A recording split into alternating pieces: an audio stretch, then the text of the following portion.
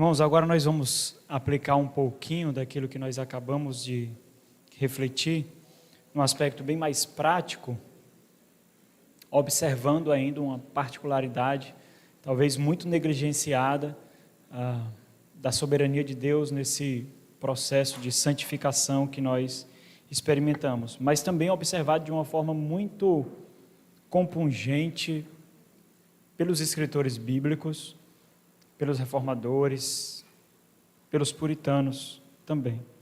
Nós vamos olhar para as aflições como esse instrumento de santificação nas mãos de Deus. Eu gostaria de fazer mais uma oração antes de iniciarmos, para o Senhor nos abençoar. Nosso Senhor e Deus, damos graças a Ti, ó Pai, pelo maravilhoso privilégio de refletirmos nas Sagradas Escrituras, ó Deus, de termos acesso de forma tão maravilhosa à mente do Senhor, ó Deus, aquilo que o Senhor aprove, se agradou, revelar a nós, que nós sejamos bons confidentes, ó Deus, que essas palavras nos encontrem de guardas baixas, que estejamos completamente suscetíveis ao Senhor, ó Deus, a Tua palavra, sejamos encontrados pelo Teu Santo Espírito, que o Senhor irrompa o nosso coração e tome, ó Deus, completamente para o Senhor. Que Teu Espírito Santo ilumine a nossa mente, ó Deus, para que nós vejamos a Tua palavra de uma forma irresistível, ó Pai. Nós suplicamos a Ti, ó Deus. Em nome de Cristo Jesus rogamos. Amém. Irmãos, certa feita, alguém disse a uma jovem rainha: viver, Vossa Alteza, viver é sofrer. Se alguém lhe disser o contrário, é um mentiroso. E talvez nós poderíamos sintetizar a vida com dessa forma: viver é sofrer. E essa não é uma reflexão inovadora.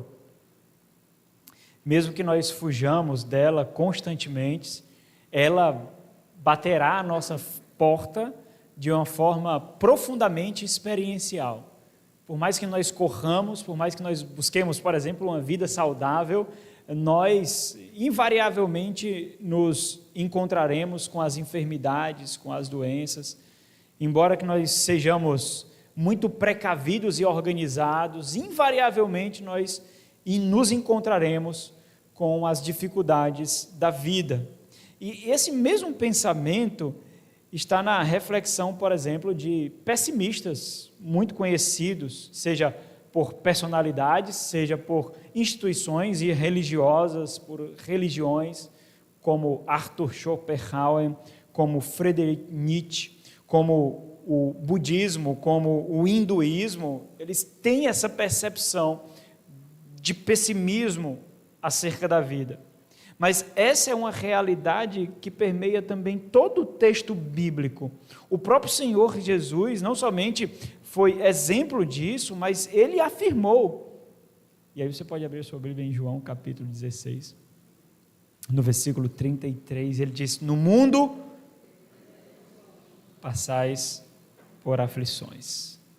O Senhor Jesus atestou esse fato, e é interessante porque o termo que Ele utiliza para descrever essa nova passagem, a nossa passagem ali, passais, descreve a condição comum da vida. Viver é então passar por aflições, ou seja, viver significa estar em constante estado de oposição e angústia. Isso se torna ainda bem mais emblemático quando o Senhor Jesus fala para os seus discípulos. Mas mesmo que outros não continuem a leitura, como aqueles que eu acabei de citar, Schopenhauer, Nietzsche e outros de religiões heréticas, mesmo que outros não continuem a leitura desse verso, como nós continuamos, nós cristãos o fazemos, e ao fazermos essa leitura, nós atestamos então, abraçando essa realidade, nós atestamos a nossa fé e a nossa esperança, quando a adversativa que o Senhor usa aqui é tão carregada de esperança, quando Ele diz: mas tende bom ânimo.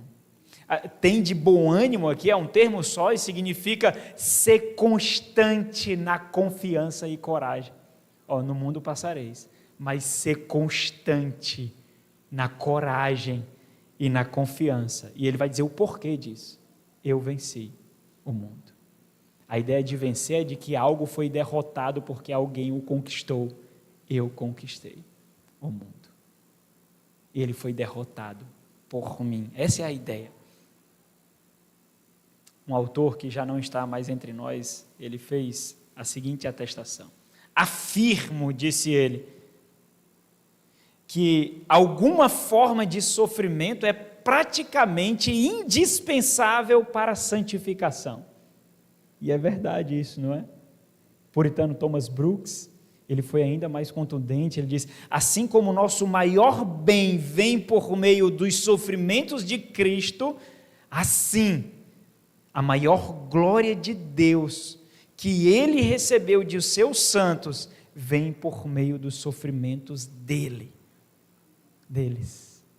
É quando nós somos mais constrangidos à contrição.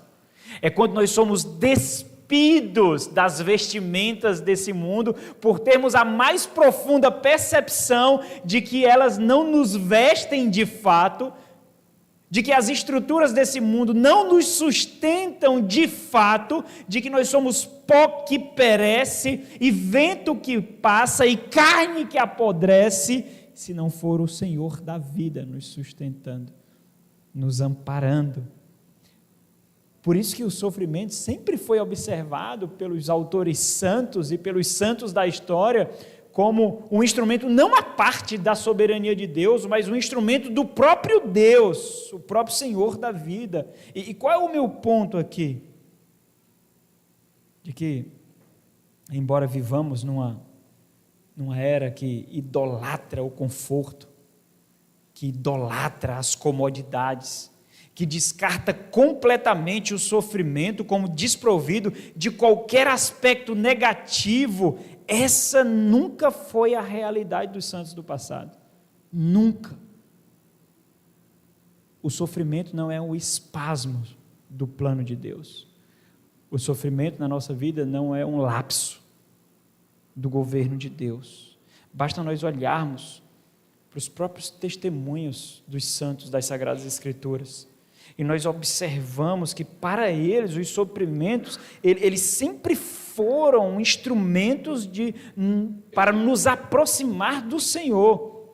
E essa também era a visão dos reformadores, essa também era a perspectiva dos puritanos. É por isso que desde os cristãos da igreja primitiva, onde o seu sangue era semente, onde eles enterraram impérios poderosos e heróis e permaneceram convictos de que aquela palavra realmente é verdadeira, o Senhor conquistou para nós vitória e venceu o mundo, e os sofrimentos estão sim debaixo da graça, da misericórdia de Deus, e nos faz bem, por mais que não seja bom. Essa também é a perspectiva dos reformadores e puritanos. E essa foi a perspectiva de Lutero, por exemplo. Lutero disse certa vez que os sofrimentos são como cães de guarda de Deus que conduzem suas ovelhas ao aprisco. É quando feridos, contritos e doloridos, nós buscamos aquele que afagará as nossas feridas, que colocará azeite sobre as nossas cicatrizes. Samuel Rutherford e John Flavel, eles atestaram o seguinte: este mundo temporário é uma cama dura e mal feita, não há descanso para a sua alma, portanto, Deus usa o sofrimento para desmamar seus corações de um mundo vão, evitando tentações e estímulos, e estimulando seus desejos pelos céus, por Ele. Não sei se vocês gostam de ler biografias, não sei se vocês entendem a beleza de ler as biografias, e não para considerá-los santos glorificados e nem para sermos constrangidos diante da sua piedade, temor, reverência, eloquência, erudição, não para isso, mas para termos montanhas para as quais nós olharmos e imitarmos. Nós vemos muitos relatos de homens e mulheres assim ao longo da história. Nós ficamos impactados com a sua piedade, nós ficamos impactados com o desejo por Deus, com a busca por santificação, com o amor pela obra do Senhor, ao mesmo tempo que nós não somos constrangidos a vivenciarmos isso. Nós lemos, mas nos satisfazemos pelo que eles viveram e não por vivermos também de igual modo. Um certo jovem de 14 anos de idade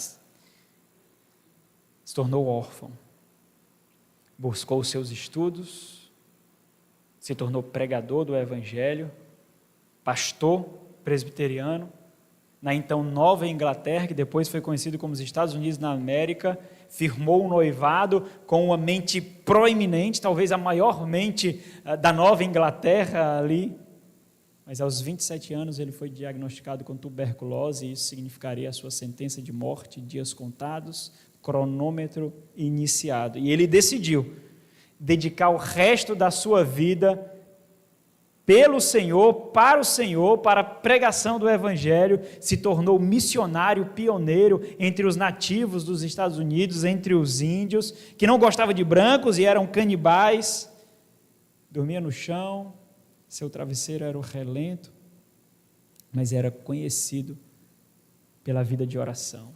Dizem historiadores que ele orava mais do que ele vivia. Quando tossia, o seu sangue molhava o chão, escorria por suas bocas, era aspergido constantemente, mas cada fôlego de vida que lhe restava, ele tomou intencionalmente para proclamar o Evangelho de Cristo Jesus, aquele que ele logo encontraria. E ele tinha que demonstrar que ansiaria por ele todos os dias que o Senhor lhe concedeu, não importa o quantos fossem. Ele se tornou exemplo de imitação para muitos, homens notórios, como William Carey, pai das missões modernas, missionário entre os índios, Hudson Taylor, missionário na China, Robert Murray McCheyne, um ministro escocês tão jovem quanto, e morreu aos 29 anos de idade. Em seu diário ele escreveu: eu nunca tive uma refeição decente, mas, ó Deus, como Deus foi tão real. Irmãos, não é o quanto nós vivemos, mas como nós vivemos e para quem nós vivemos. Nós nos encontraremos com esses nos céus. O que nós mostraremos? O que nós mostraremos? Quais sacrifícios? Quais provas de mortificação? Quais testemunhos de que nós amamos o Senhor? Diante das enfermidades, diante das dificuldades, diante das possibilidades de sacrifício, com a facilidade absurda nós retrocedemos. E o pior é que nós temos uma multidão de testemunhas ao nosso redor que referenda as nossas desculpas. Referendam. É verdade, você não pode. Eu entendo, com essa enfermidade não dá. Eu entendo, dessa forma não dá. Como uma carta coringa para que referende as nossas desculpas também. Nós aceitamos com tanta facilidade a moleza, frouxidão e fraqueza dos santos, porque nós também queremos que aceitem a nossa. Como se o sofrimento fosse um lapso no plano de Deus, e nós desperdiçamos leitos de hospital, remédios comprados e lágrimas vertidas, mas não o utilizamos para glorificar a Deus, porque nós os teremos de qualquer forma, não teremos? Nós teremos as lágrimas vertidas, nós tomaremos medicação, nós ficaremos feridos, nós ficaremos enfermos, mas porque nós não utilizamos para a glória e pela a glória de Deus, porque não fazemos isso? Se já sabemos, se somos carne que perece.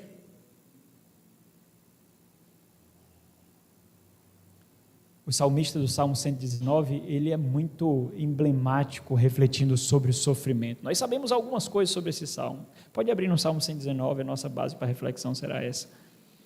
Nós sabemos que é um jovem. Nós sabemos que ele está passando por angústias, perseguições e abandono. E é nisso que, diante disso, ele observa que o sofrimento o fez ver o Senhor com uma forma que ele não via antes e o fez enxergar a palavra de Deus de uma forma que ele não enxergava antes, embora ele seja crente, ele é crente aqui.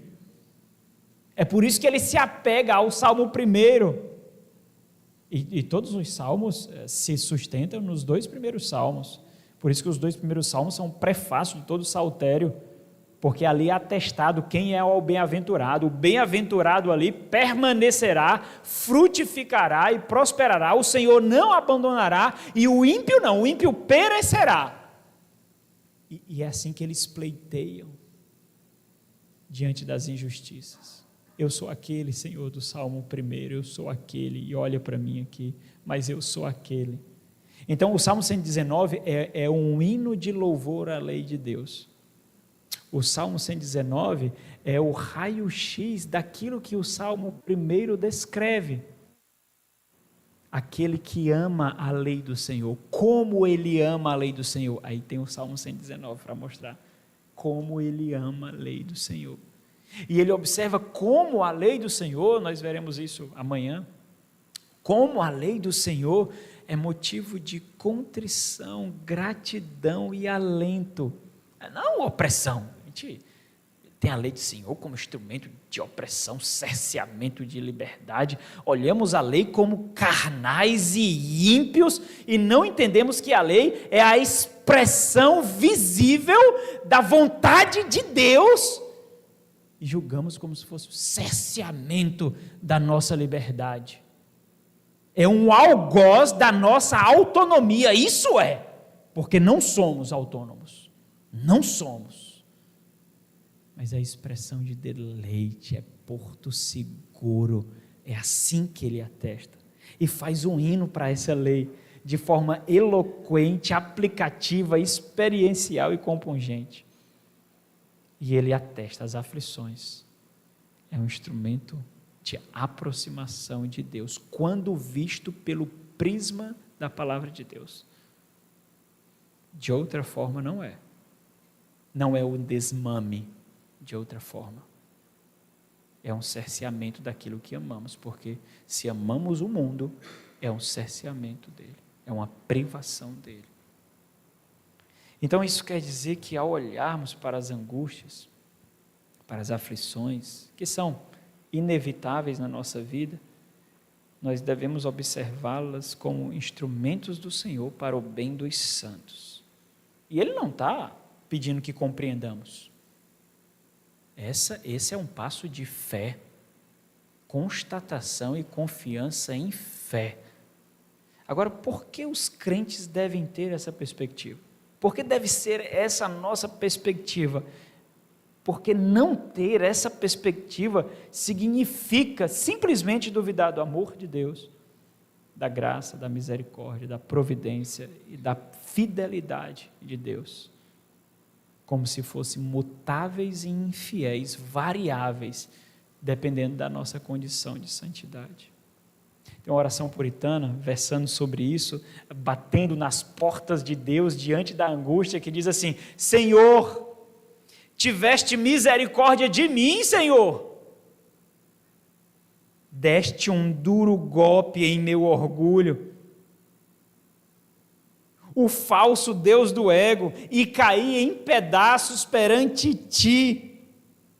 Ajuda-me em todas as minhas ações a mortificar o pecado e humilhar o orgulho. Livra-me do amor ao mundo e da soberba da vida.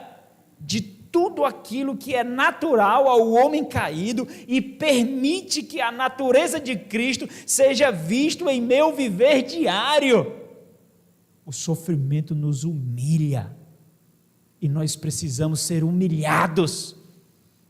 Nós precisamos ser despidos da arrogância que esse mundo tende a nos vestir constantemente. Você pode, tudo depende de você, depende de uma disposição interior sua, depende da sua coragem, depende do seu conhecimento, da sua ousadia. Você pode, você tem capacidade, você consegue. É mentira. É mentira. Por isso que o sofrimento nos aproxima do Senhor, porque nos humilha, mostrando que nós não somos. Mostrando que nós não somos o que esse mundo diz que somos. Então, vamos ver aqui dos versículos 65 até o 72, vamos ver quatro realidades aqui, 4 pontos. Primeiro, uma verdade imutável. Versículo 65, Deus faz bem aos seus santos. Versículos 66 a 68, um clamor esperado, a súplica por discernimento. Versículos 69 ao 70, a realidade desse mundo, cheio de instrumentos de queda. E por fim, versículos 71 e 72, uma lição aprendida aos servos do Senhor. O que começa amargo sempre termina doce. No primeiro ponto, uma realidade, uma verdade imutável. Deus faz bem aos servos do Senhor. E essa é uma verdade gritante transmitida pelo salmista. Dos 8 versículos dessa porção, 5 inicia com o termo qualificativo bom. Isso no hebraico, a língua original que foi escrita.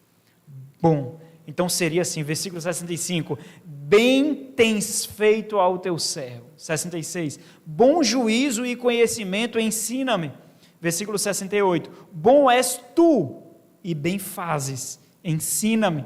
Versículo 71, bom foi-me de fato a aflição para aprender os teus decretos. Versículo 72, bom para mim a lei da tua boca. E essa configuração é importante, essa mudança de ordem. Na nossa tradução não tem essa mudança de ordem, né? Mas é importante porque a forma como ela foi configurada, essas sentenças, como foi escrita essa oração hebraica, a forma comum de escrever as sentenças hebraicas é verbo, sujeito e objeto ou complemento. Verbo, sujeito e complemento.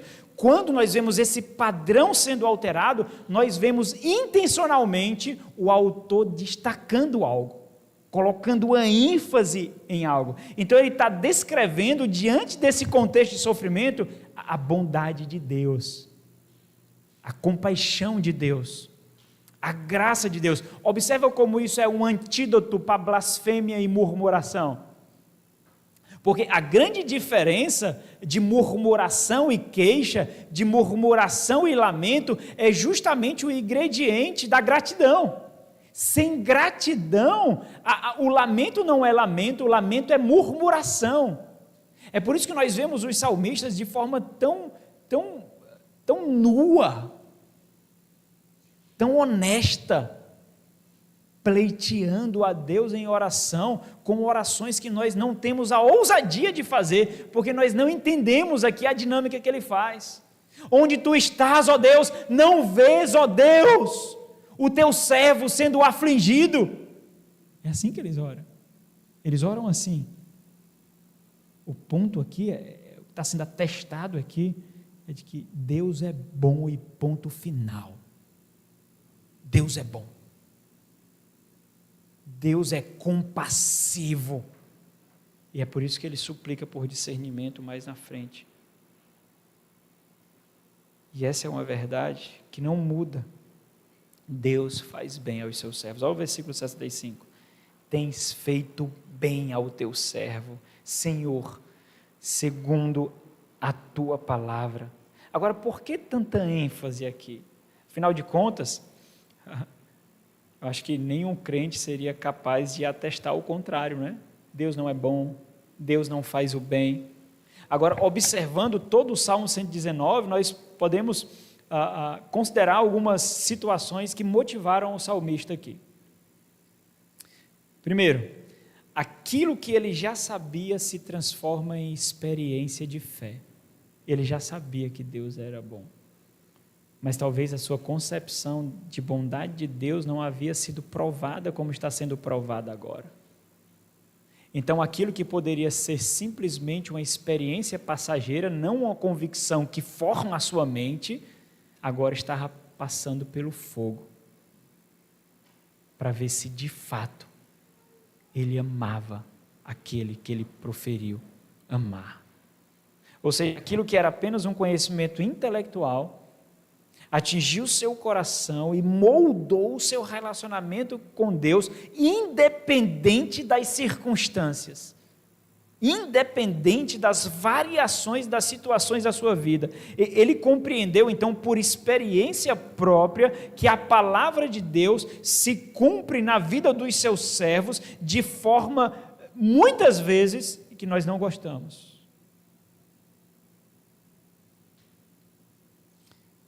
Ano passado eu fui fazer o sepultamento de uma criança de 1 dia de vida, do presbítero da nossa igreja. Nós tivemos pouco tempo para refletir ali diante da rapidez com que tudo deveria acontecer. Gastamos 10 minutos no culto fúnebre e sendo acionado constantemente pelo pessoal do cemitério, já estava na hora, tinha que correr, já estava na hora.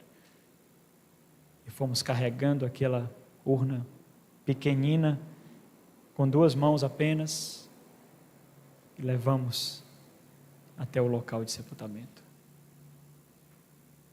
Nós fizemos a seguinte reflexão ali: Deus tem formas muito misteriosas de ser glorificado, mas só sabemos que Ele é glorificado. Deus tem meios indigestos de ser glorificado, mas uma coisa nós sabemos: Ele é glorificado com o nosso sorriso ou com as nossas lágrimas. O puritano John Owen fez a seguinte reflexão: você nunca correu para uma árvore para se proteger de uma tempestade e encontrou frutos que não esperava? Você nunca foi a Deus em busca de proteção nestes tempos, impelidos por tempestades externas, e ali encontrou um fruto inesperado, o fruto pacífico da justiça, que o faz dizer: feliz tempestade que me lançou neste porto. As aflições nos levam a Deus, e quando nós chegamos lá, nós recebemos aquilo que sequer nós estávamos esperando: intimidade com o Senhor da vida, subindo os degraus escuros desses dias. Irmãos, se essas experiências significam viver os propósitos de Deus, qual é o nosso clamor então? Esse é o segundo ponto: discernimento. Não o porquê. O porquê nunca veio para Jó, veio? O porquê nunca veio para Jó. Os porquês de Jó nunca foram respondidos. E ele fez muitos. Uma vez eu contabilizei, esqueci. Eu contabilizei quantos porquês. E o que ele ouvia? Silêncio. Silêncio. Até Deus revelar sua magnitude e grandeza. E com o que ele respondeu: o que direi, Deus? O que direi eu, Deus, se tudo tu fizestes? Discernimento.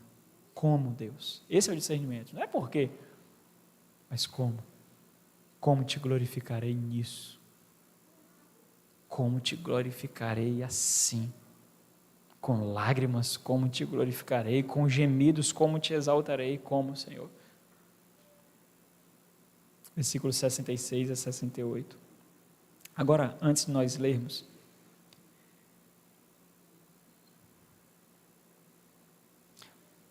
o grande problema nesses tempos difíceis, irmãos, não é a aflição, se a gente parar para pensar. O grande problema não é a dor. O grande problema, de fato, não é o sofrimento, a perseguição, não é ser rejeitado ou não ser compreendido. O grande problema é a falta de percepção, é a falta de visão, é a falta de discernimento. É quando essas situações acontecem que nós percebemos que os nossos olhos estão arraigados demais nesse presente mundo, porque nós só pensamos, só consideramos segundo essa realidade, não transcende. É por isso que no versículo 66 ele suplica, ensina-me bom juízo e conhecimento, pois creio nos teus mandamentos. O termo aqui para bom juízo significa literalmente degustar. Ensina-me a degustar. Olha como é interessante.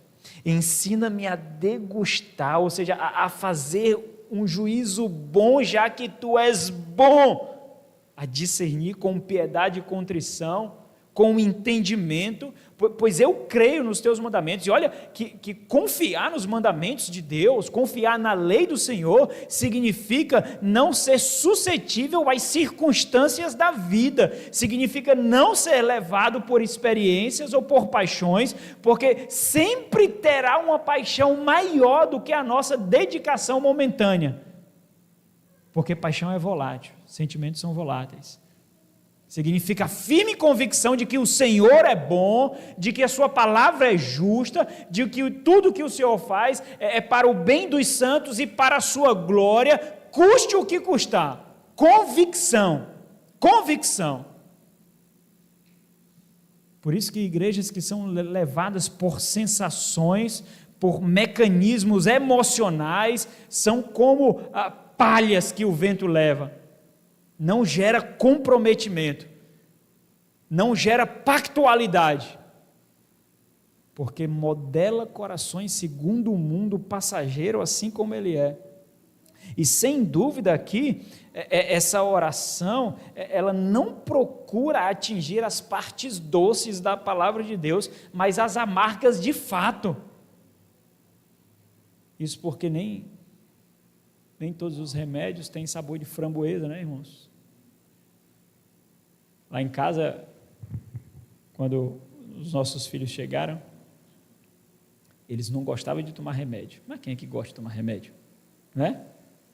E aí tiveram que passar por um processo educativo para tomar o remédio. Aprenderam a tomar remédio, muito bem.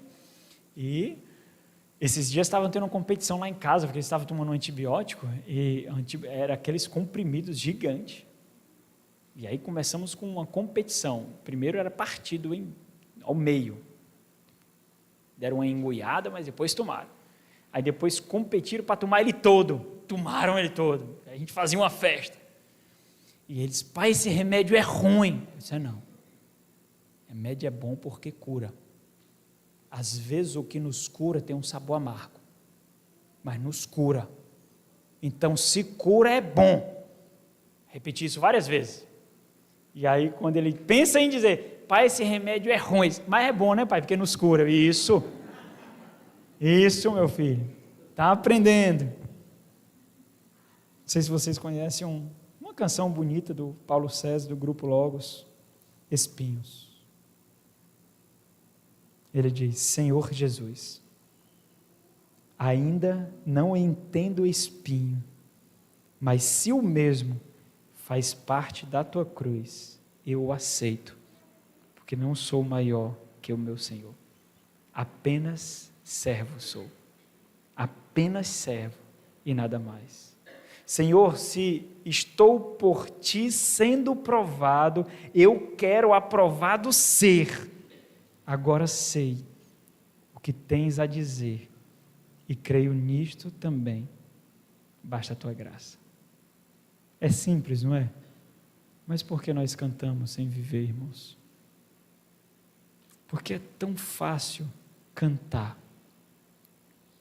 E quando as nossas palavras são chamadas no banco de testemunhas, nós a passamos, a reputamos por mentirosas.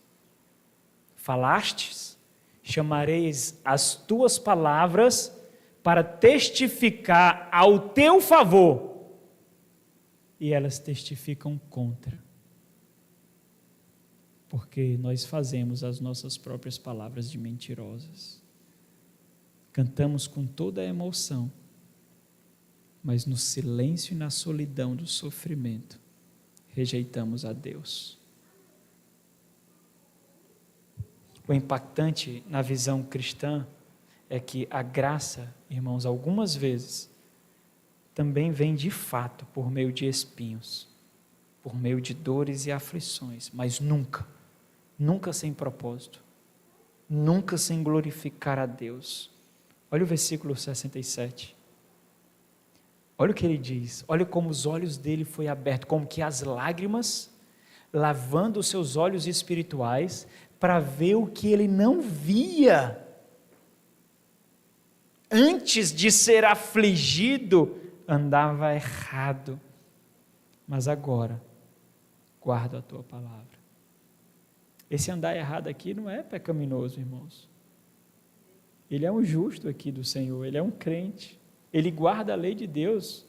Guardei a tua palavra no meu coração para não pecar contra ti. Nós vemos isso. O andar errado é não observar como deveria a tua palavra, como agora ele vê e então a observa. Sem dúvida que o problema não está em nós passarmos por aflições, mas em não aproveitá-las. Jonathan Edwards, ele disse o seguinte: a verdadeira virtude nunca parece tão bela como quando é mais oprimida, e a excelência divina do verdadeiro cristianismo nunca é exibida com tanta vantagem como quando sob as maiores provações. Por isso, existem alguns tipos de reflexões que só são possíveis, irmãos, quando a nossa alma é lavada por nossas lágrimas. Existem compartimentos de proximidade do Senhor que nós só experimentamos por meio do sofrimento, angústia e dor. Intimidade com o Senhor. Depois de um dia cinzento, depois da noite escura da alma, como diziam os puritanos, depois de um vale de sombras, depois de olhos cansados e de coração moído, despidos de todas as nossas arrogâncias e prepotência, nós vemos o Senhor de uma forma diferente. Imagine que, para guardar devidamente a palavra de Deus, o salmista precisou, como um vaso, realmente ser preparado pelo oleiro. Nós cantamos, nós lemos, nós professamos, mas nós não queremos ser a massa que precisa ser modelada. O puritano Richard Sibbes afirmou certa vez que o sofrimento produz uma ferida que permite ao cristão valorizar a Cristo acima de tudo, e Thomas Brooks referendou, completando isso, afirmando que quando tudo é próspero, é mais difícil ver o tesouro que Cristo é, mas quando vem as provações, nada conforta a alma como as riquezas de Cristo, nada faz com que um cristão cante com mais carinho do que as riquezas de Cristo. E nesse sentido, se você não guarda a palavra de Deus como deveria, você não conseguirá discernir as provações. Você olhará para você, ora por minha cura, ora para eu sair por esse hospital,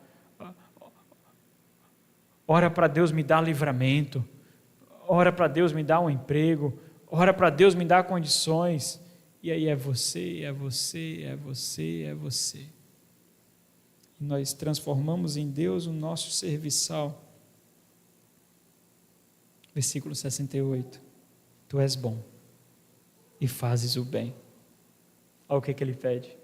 Ensina-me. Você entende aqui que ele já conhece os decretos do Senhor? Ele já conhece a lei do Senhor. Só que, naquele momento, aquilo que ele conhecia está sendo provado. E ele vê a sua fé se esvaindo entre os dedos e ele precisa discernir o que isso significa. Ele diz, ensina-me os teus decretos. E esse discernimento, irmãos, nos faz encarar a realidade do mundo que nós vivemos e mais. E essa era justamente a visão puritana também, de que o sofrimento vem das mãos soberanas e providenciais de Deus. De Deus. Não é um lapso na soberania de Deus. Então, se vem dele, o que queres, ó Deus?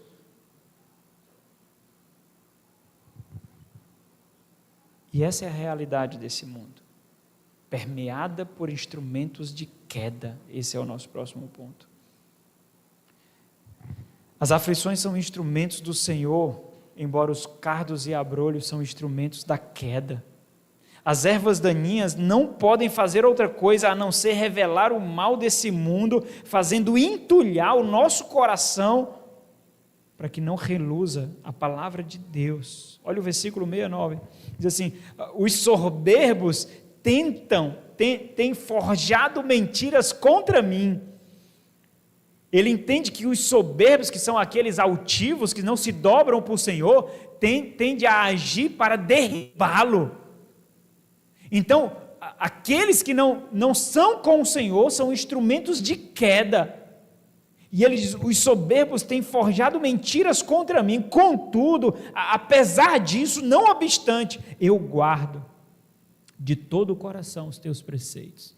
Olha que a experiência dele é de dor mesmo aqui, é de sofrimento, é de contrição, é de angústia. Essas palavras são proferidas não sem lágrimas, não sem gemidos, não sem cinzas, mas a disposição resoluta de guardar a palavra do Senhor, independente do que ele passar.